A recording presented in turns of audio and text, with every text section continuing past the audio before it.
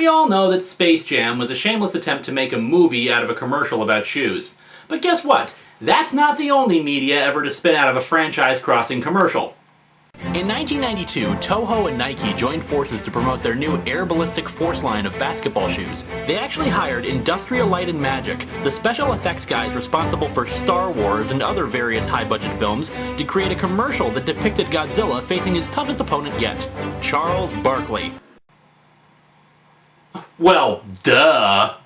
It was actually pretty well received at the time, despite the fact that it doesn't really make any sense. So, what do we do with this commercial? Why, we make a comic book out of it, of course. Yes, a comic book based on a commercial based on a Japanese movie series and basketball shoes. Anyone else smell money? As such, let's dig into Godzilla vs. Barkley. The cover is kind of strange. The painted coloring works well here, but why is Charles Barkley floating in the air? Is he just jumping up because he realized his leg is engulfed in fire? The penciler mucked up Godzilla big time. He looks kind of chubby here, poor guy must have been out of work when he agreed to do this, and his thermonuclear breath is all wrong. I could say it looks like he's spitting, except the blast pattern is weird. It's more like he's shooting web out of his mouth. Read in awe as Godzilla battles Charles Barkley in a cataclysmic game of hoops, the likes of which has never before been witnessed by man. Yeah, I mean, how many basketball games end with the destruction of a city? They reserve that for soccer games. Taking a look at the credits, Alan Smithy is credited for the plot of the story. Man, whoever thought this up was smart enough to keep their name off of it.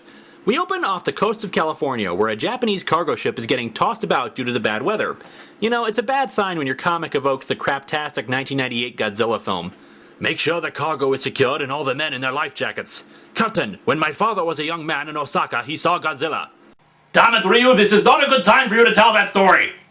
Silence! It's bad luck to even mention his name! We are modern men. We do not believe in the old legends. Old legends? Godzilla came about in the 1950s! This generation has no respect for its elders. True to form, Godzilla rises up out of the water and smashes the boat, which was carrying lots of cars.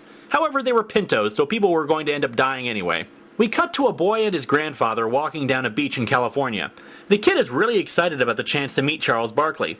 He runs up ahead of his grandfather, but the security keeps him away. He claims to be Barkley's biggest fan, but the security guy points out the line of people who all say the same thing. I've come all the way from Brisbane. I am Sir Charles's biggest fan. He came all the way from Australia to see some random photo shoot Barkley's doing on a beach in California. That's not stalker behavior, is it?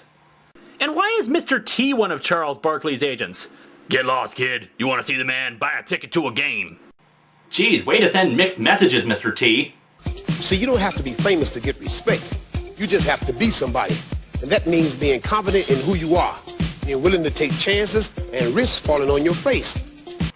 Oh, but I kid, Mr. T. We'll be doing his comic in a couple of weeks. The kid tells his grandfather how they turned him away.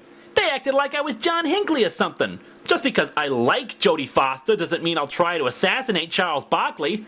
Well now, Matthew, when you get to be as big as Barkley, you have to take precautions. Yeah, the 6'4" basketball player really needs to be protected against the 12-year-old. Maybe you'll be a great warrior like Barkley. Wait, warrior? He's a basketball player, not a Klingon! For honor's sake, toss me the ball so that I might make a free throw! The kid's grandfather gives him a magic silver dollar. It has magical properties. Oh yeah? Yeah, like being exchanged for goods and services. Point is, that there Morgan is special, and so are you. So I give it to you.